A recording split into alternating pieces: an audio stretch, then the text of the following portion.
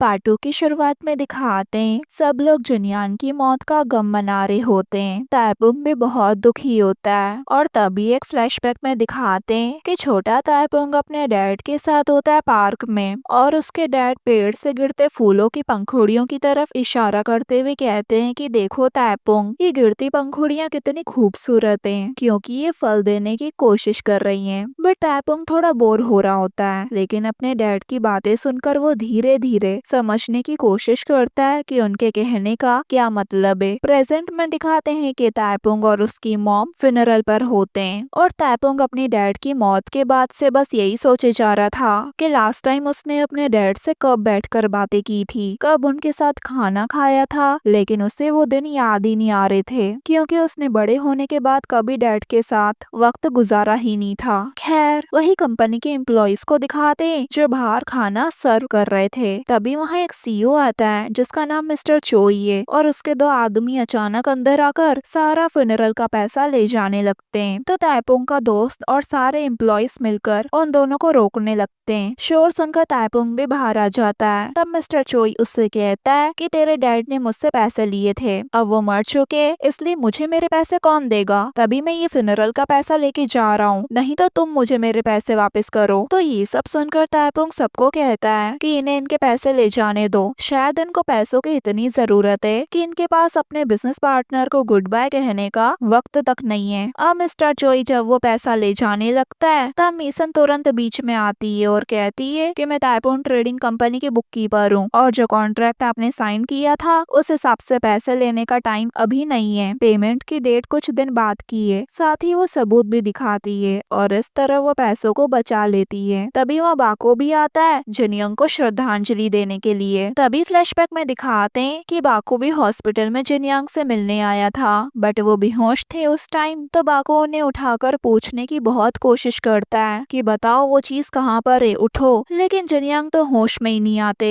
But वो कौन सी चीज की बात कर रहा है ये हमें आगे ही पता चलेगा। इसके बाद दिखाते हैं कि हालत और बिगड़ते जाते हैं, पूरे देश में दिक्कतें हो जाती है। नामहो की मॉम जो बैंक में काम करती है उन्हें भी जॉब से बेवजह निकाल दिया जाता है और साथ ही और एम्प्लॉइज को भी। तो वही मीसन की बहन का इंटरव्यू भी कैंसिल हो जाता है जिस वजह से वो काफी दुखी होती है और कोई पार्ट टाइम जॉब ढूंढने निकल जाती है। यहाँ नामहो को दिखाते हैं जो तेपुंग से पूछ रहा होता है कि तुम अपने डैड के फ्यूनरल पर रोए क्यों नहीं, अगर नहीं रोगे तो बीमार पड़ जाओगे। तो ताइपुंग कहता है आंसू निकल ही नहीं रहे, समझ नहीं आ रहा कि मैं दुखी हूँ या गुस्से में हूँ। फिर वो उसे ये पूछने लगता है कि मुझे ऑफिस में क्या पहन कर जाना चाहिए। तो वो कहता है मुझे क्या पता, मैं कभी ऑफिस थोड़ी न गया हूँ। अब ताइपुंग को जो भी समझ आता है वो पहनकर वो अपने डैड की कंपनी आ जाता है उनकी चीजें वगैरह लेने के लिए और उनके ऑफिस में जाकर उनकी चीजें देखने लगता है। तभी मिस्टर चोई वहाँ फिर से आ धमकता है और सारा सामान इधर उधर फेंकते हुए अपने पैसे मांगना शुरू कर देता है। तभी ताइपुंग ऑफिस से बाहर आता है और जिम्मेदारी लेते हुए कहता है कि मैं तुम्हें तुम्हारे सारे पैसे लौटा दूंगा, बस मुझे थोड़ा वक्त दो। बट मिस्टर चोई ऑफिस में घुसकर उस ऑफिस का लीज कॉन्ट्रैक्ट ले लेता है। ताइपुंग उन्हें रोकता है कि ये मेरे पापा का है। तो मिस्टर चोई कहता है डील दोनों तरफ से होती है, पैसे दो और ये ले जाओ। ये कहकर वो ऑफिस का लीज कॉन्ट्रैक्ट लेके वहाँ से चले जाता है। देन ताइपुंग पेपर पर जॉइंट सिक्योरिटी साइन कर देता है और कहता है कि अब से वो भी कंपनी का एम्प्लॉई है, इसलिए लीगली वो साइन कर सकता है। देन जब वो अपने डैड की चीजें लेके घर लौटता है तो पता चलता है कि इलेक्ट्रिसिटी कट हो चुकी है और फोन्स भी लगातार बजे जा रहे होते हैं। ताइपुंग जब फोन उठाता है तो सामने से लोग गालियां बकने लगते हैं क्योंकि सारे लोग वही हैं जिनसे उसके डैड ने पैसे लिए थे। मॉम जल्दी से उसे वो फोन रखवाती है और कहती है कि इन सब पर ध्यान मत दो तुम। देन दोनों माँ बेटे मिलकर सब कुछ भुलाकर अभी क्रिसमस सेलिब्रेट करने लगते हैं। दूसरी तरफ मीसन के घर में उसकी छोटी बहन मीहो उस पर नाराज हो जाती है जब उसे पता चलता है कि मीसन ने कॉलेज एंट्रेंस एग्जाम छोड़ दिया है क्योंकि अब वो फीस नहीं भर सकते। तो वही ताइपुंग रात को कंपनी आ जाता है और अपने डैड को याद करते हुए उनकी फोटो देखने लगता है। तभी उसे उस पिक्चर की फ्रेम में से एक छिपी हुई चाबी मिलती है और वो उस चाबी को लेकर हर जगह ट्राई करने लगता है कि ये चाबी आखिर किस सेफ की है। तभी वहाँ पड़े एक कपबोर्ड में वो चाबी लग जाती है और उसे अंदर एक लॉकर पड़ा हुआ मिलता है, बट वो पासवर्ड के बिना नहीं खुल सकता था। इसलिए अगले दिन वो ऑफिस में बैठकर दूसरों को काम करते हुए खुद उस सेफ का पासवर्ड वर्ड सोचने लगता है। मीटिंग के दौरान वो बाकी एम्प्लॉय से भी पूछता है कि उसके डैड का क्या कोई खास नंबर था, बट सबको लगता है कि वो उनसे टाइम पास कर रहा है, इसलिए वो लोग बिना रिस्पॉन्स दिए ही वहाँ से चले जाते हैं। बाद में जब सब लोग लंच के लिए जाते हैं तब मीसन अकेले में तापुंग से पूछती है कि तुम पहले वो सवाल क्यों पूछ रहे थे, तो वो बहाना बना देता है कि ट्रेनिंग पर्पस के लिए। तब मीसन उससे कहती है सर का शायद फेवरेट नंबर 2072 हो सकता है, क्योंकि सर चाहते थे कि कंपनी 100 साल तक चले और ये कंपनी 1972 में शुरू हुई थी। अब ये बताकर वो तो वहाँ से चली जाती है और उसके बाद रात को दिखाते हैं कि तापुंग फिर कंपनी आता है और पहले तो वो अपने मेथड्स ट्राई करता है, जैसे हथियार से उस लॉकर को तोड़ देना, लेकिन उसकी सारी कोशिशें नाकाम जाती है। तब जाके वो मिशन का बताया हुआ नंबर ट्राई करता है और सच में लॉकर खुल भी जाता है। कमाल है। खैर अंदर उसे कई सेविंग्स अकाउंट बुकलेट्स मिलती है एम्प्लॉयज के लिए और एक उसके अपने नाम की भी, जिसे देखकर वो थोड़ा सॉफ्ट हो जाता है अपने डैड के लिए। देन जब अगले दिन तापुंग कंपनी नहीं आता है तो सब ये सोचने लगते हैं कि शायद उसका काम करने का बुखार उतर गया। बट तभी लंच के टाइम तापुंग भागते हुए कंपनी आता है और सीधा सबके सामने मिशन से कहता है चलो साथ में लंच करने चलें। ये सुनकर तो सभी हैरान होते हैं। खैर बाद में लंच के दौरान वो उससे कहता है कि प्लीज मेरी मदद करो, तुम ही एक हो जिससे मैं मदद मांग सकता हूँ। मुझे सीखना है कि मैं अपनी जॉब कैसे करूँ, मेरी क्या ड्यूटीज हैं, क्योंकि मुझे अब समझ आया है कि मेरे पापा के लिए ये कंपनी कितनी जरूरी थी। अब मैं इसे ठीक से चलाना चाहता हूँ, क्या तुम मुझे सिखाओगी? तो वो भी मान जाती है। देन लंच के बाद मिशन तापुंग को जिनयांग यानी उसके डैड के आखिरी शब्द बताती है। उन्होंने कहा था कि तापुंग अच्छा करेगा, उससे कहना कि मुझे उस पर प्राउड है। और साथ ही मिशन बताती है कि उन्होंने मुझसे ये भी कहा था कि मैं तुम्हारा ध्यान रखूं। तो तापुंग थैंक्स कहता है उसे बताने के लिए और फिर मिशन अपने रास्ते चली जाती है। वैसे तापुंग अपने डैड के लास्ट वर्ड सुनकर बहुत इमोशनल हो गया था। बाद में जब वो अपने नाम की बुकलेट खोलता है तो अंदर उससे अपने डैड का एक दिल से लिखा हुआ नोट मिलता है। जिनयांग ने लिखा होता है कि तापुंग तुम मेरी सबसे प्यारी चीज हो, खुश रहो। ये पढ़कर उसकी आंखों से आंसू निकलने लगते हैं और वो अपने डैड को मिस करते हुए बहुत रोने लगता है। तभी शायद कहते हैं कि जब अपने जिंदा हो तो उन्हें अपने दिल की बातें बताने में देर नहीं करनी चाहिए। देन अगले दिन वो खुद को संभालते हुए और फॉर्मल कपड़े पहनकर एक नए जोश के साथ कंपनी आता है। तो सब सोचने लगते हैं आज इसे क्या हुआ। खैर फिर तापुंग मैनेजर गोमाजिन और मिशन के साथ इटली से आए लग्जरी कपड़े का शिपमेंट लेने डॉक्स की ओर जाता है। डॉक्स पहुंचकर मैनेजर माल वगैरह चेक करता है और फिर वो लोग माल लेकर देबंग टेक्सटाइल के लिए निकल जाते हैं। पर मैनेजर ने मिशन और तापुंग को तो पीछे ही छोड़ दिया था।